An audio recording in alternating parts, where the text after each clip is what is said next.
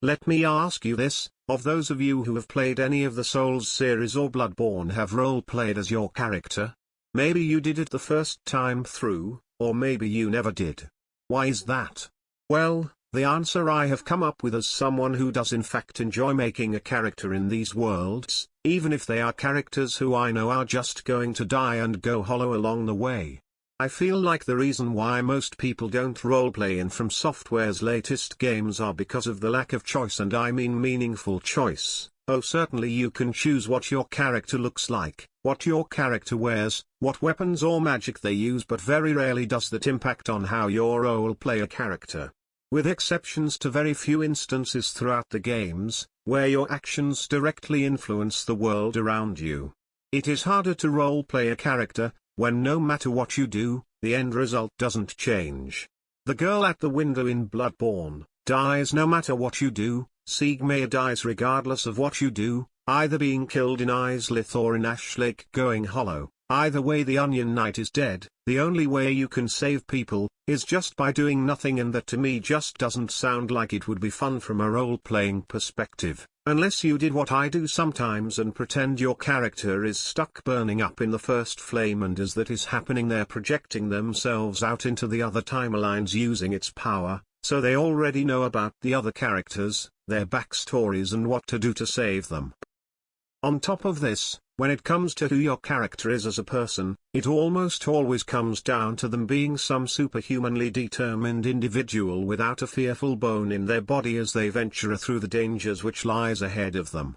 It takes a certain level of dedication to role-playing to simply put a character down, say that they are simple too frightened to continue and move on to another one, because the game doesn't give you the option to make a cowardly character through any of its meaningful choices.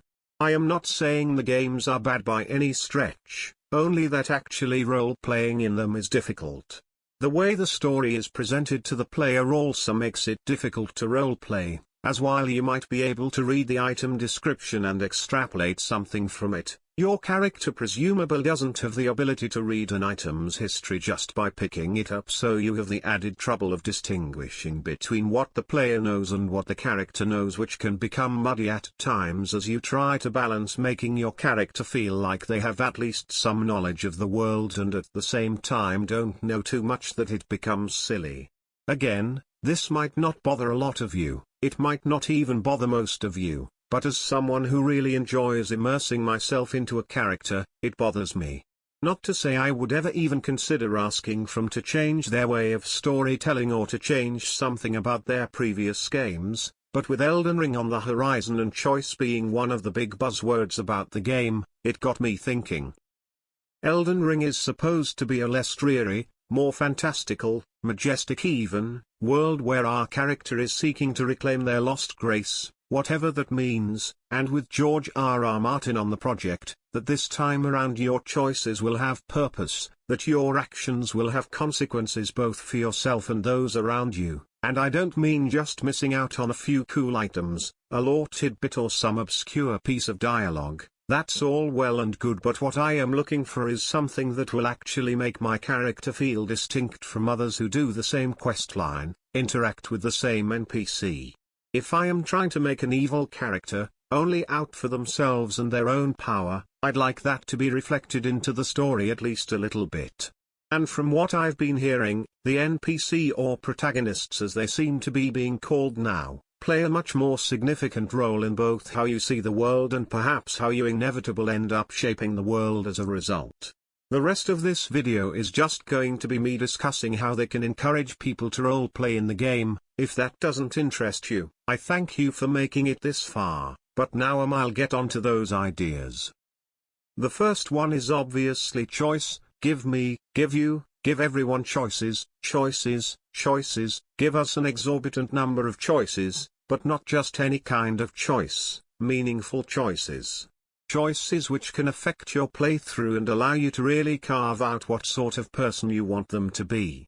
Choices which can lead to new roleplay hooks and considerations. I want them to give me choices which aren't as simple as I either talk to this person to get them killed, or to make them a merchant, but to instead alter how their quest line branches out. I want something where I can in one playthrough make a character end up one place and in another end up in a completely different situation by the end of their storyline.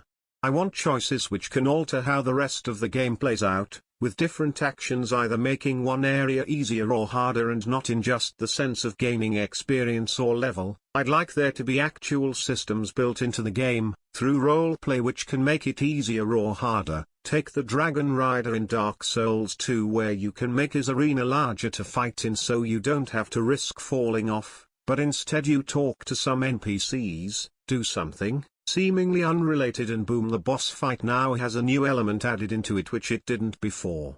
This would be a good way to incentive replayability as well as role-playing because your actions would be able to mechanically help or in the case of those who enjoy a challenge, make things harder for yourself.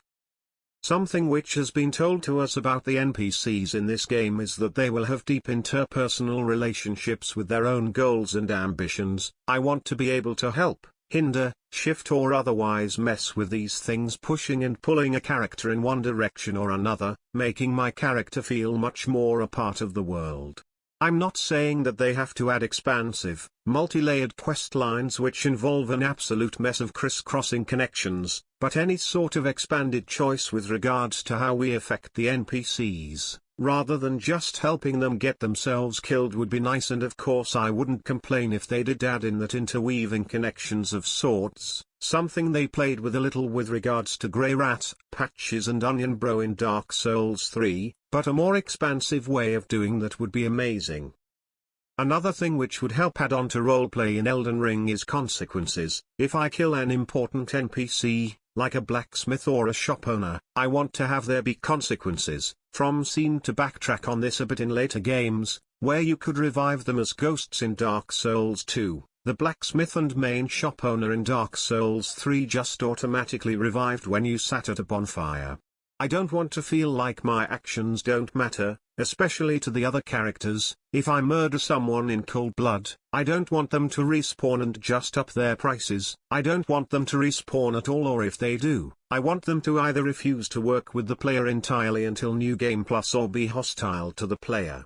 Also, I want the consequences of my actions to be portrayed in the ending I get. I don't want to get the quote-unquote good ending if I spent the game murdering every NPC I come across, and I don't want to get the bad ending because of one seemingly insignificant choice. In an ideal game it would work on a sliding scale, with your actions pushing you towards one ending or another, but always being in a shifting flex until you reach a point of no return where your ending is set. But this has just been my option on what I hope the role-playing opportunities are like in Elden Ring. I am sure that whatever we get we will love it. It just for me depends on if it will be a game I love to play or a game I love to immerse myself in.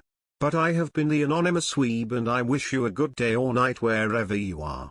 If you enjoyed the video, feel free to press the like button. If you want to keep up to date with when I post a new video, then subscribe and ring the bell icon. And finally, if you have your own thoughts with regards to the subject, don't forget to leave them in the comments down below, and good day.